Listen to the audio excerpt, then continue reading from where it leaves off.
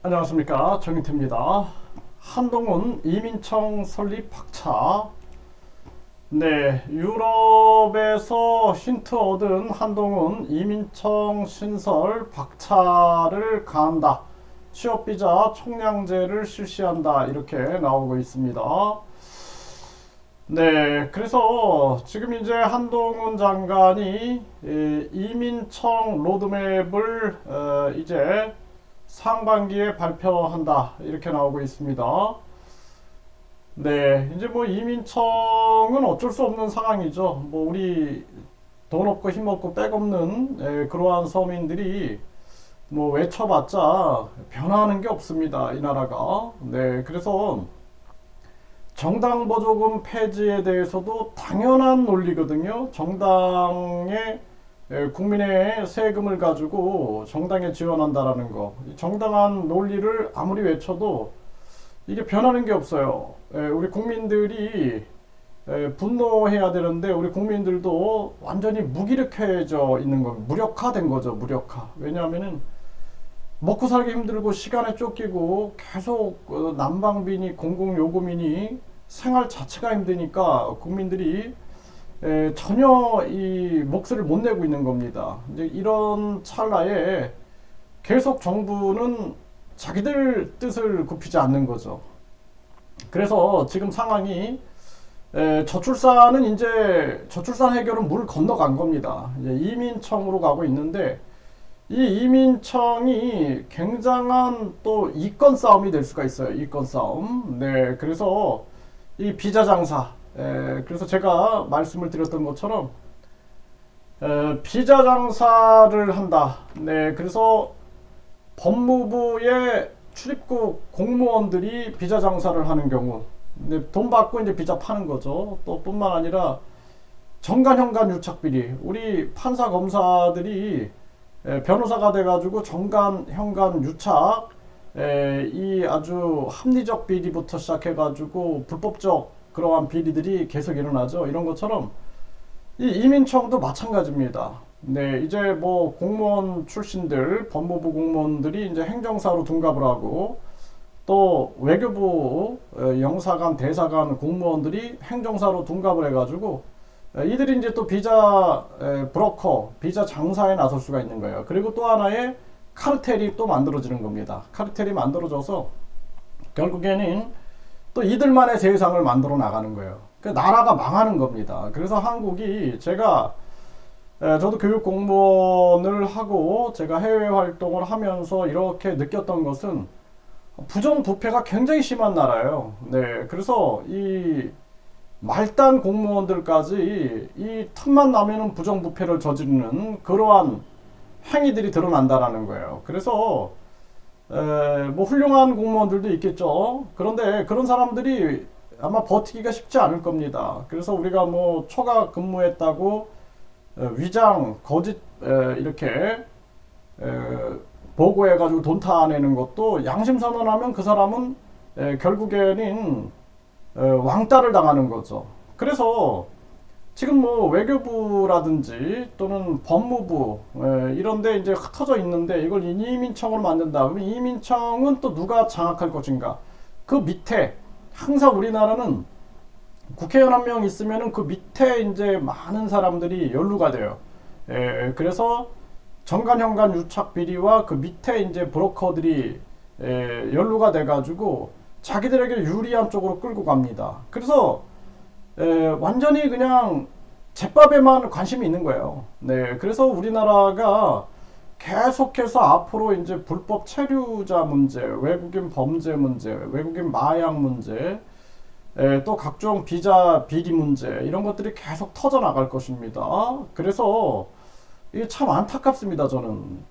그래서 이 이민청이 어쩔 수 없이 온 거예요, 이거. 뭐 저도 옛날에 이거 주장 많이 했어요. 제가 이민청 설립 추진위원회 네, 그 부위원장까지 하면서 저도 이거 굉장히 우려를 했는데 내가 실상을 보고 나서는 와, 이거 위험하다는 생각을 많이 했어요. 왜냐하면은 이건 다툼이 되겠다. 앞으로 중국인 출신자들이 일로 들어가고 또 뭐 베트남 출신자들, 캄보디아 출신, 또 뭐 중앙아시아 출신들이 이민청에 직원들로 들어가가지고, 왜냐하면은 한국인들이 언어가 안 되니까 그 사람 출신 한국인들 또는 외국인들이 여기에 이제 들어가고, 이 속에서 하나의 또 이권 카르텔이 만들어져 가지고 각종 비리들이 들끓을 겁니다. 이제 보십시오. 계속 이제 그런 문제가 터질 거고, 저출산은 이제 물 건너간 거예요. 한국을 누군가 이민 국가로 만들고 있는 겁니다. 누군가 완전 미국처럼 만들고 있는 거예요. 그래서 다인종, 다문화, 다민족 국가로 만들고 있는 거예요. 그래서 국제 결혼이 늘어나죠.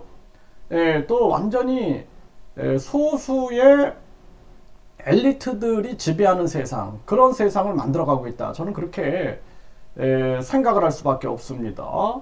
네, 그래서 결국에는 말 많은 한국인들보다는 이 돈만 어느 정도 좀 벌고 충족해 주면은 좀 마약이나 범죄 같은 거 좀 눈 감아주고, 이런 단순간적인 그러한 통제와 관리 속에서 좀 편리한 외국인들을 선택하는 게 아니냐. 저는 그렇게도 분석을 합니다. 그래서 이 지배자들의 논리는 항상 그렇게 흘러갈 수가 있어요. 그러다 보니까 결국에는 이 이민청 설립이라는 이러한 측면들이 한국에는 굉장한 이게 자충수가 될 수 있습니다. 그러니까 우리가 완전히 대한민국이 무너지는 수가 될 수도 있다는 거예요. 왜냐하면 저출산은 이제 끝났고 물 건너간 거죠. 이민청을 통해서 외국인 국가가 되고 외국인 투표권이 있어. 거기다 부정부패, 비자 장사, 그리고 외국인들이 한국을 장악해 나갈 수 있는 기반이 형성이 되는 거예요. 소수의 뭐 지배자들이 우리가 지배할 수 있다라고 착각을 하는 거예요. 착각을 하는 거예요. 결국에는 한국이 붕괴될 수 있다라는 거예요. 이런 부분들을 걱정을 해야 돼요. 그 지금 저출산 문제를 해결하면서 과연 이 사회 통합을 이끌어 나갈 수 있느냐?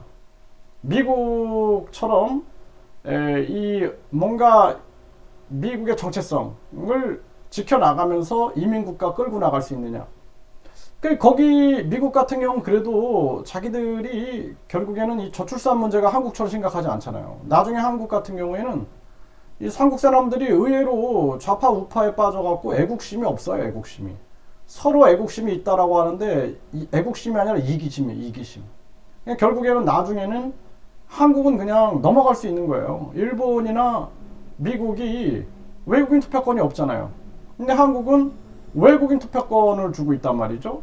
그러니까 언제든지 외국인들이 야 우리 이쪽 지역에 모이자 해가지고 뭐 대림동 쪽에 모이자 해가지고 그쪽에서 장악해 나가는 거예요. 장악해가지고 나중에는 거기서 뭐 국회의원도 나올 수가 있고 자기들이 지지하는, 또 자기들이 지지하는 뭐 구청장도 나올 수 있고 시의원 시의원도 나올 수 있고, 이렇게 나중에는 그들이 장악해 버릴 수가 있는 거예요. 그리고 나서는 야 우리는 그냥 한국이 그 사실상 동북공정이 옳다. 동북공정이 옳기 때문에 우리는 중국을 따르겠다 해가지고 완전 주민투표를 통해서 독립선언 해버릴 수도 있다는 거예요. 저한테 웃기지 말라고 말할 수도 있겠지만 우크라이나 러시아에서 일어났잖아요.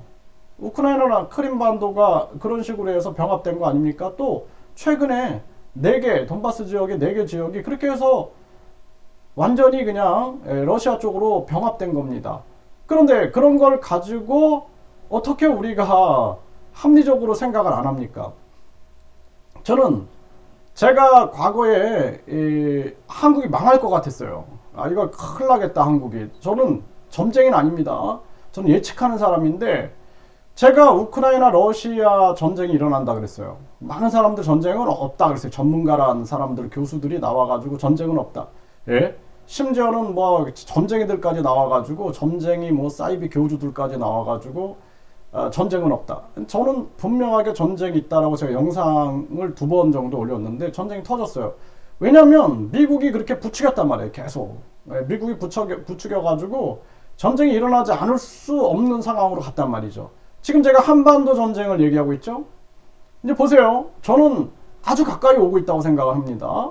네, 그래서 그 이유는 전 점쟁이 아니라 그랬어요. 제가 네, 저는 분석하고 예측하는 사람인데 그 이유는 계속 우리나라 지금 상황을 분석해 보면은 지금 이 결국에는 북한 한국의 문제가 아니에요. 일본의 문제가 아니라 미국의 문제예요. 미국이 달러 패권을 잃어가고 있다라는 거예요.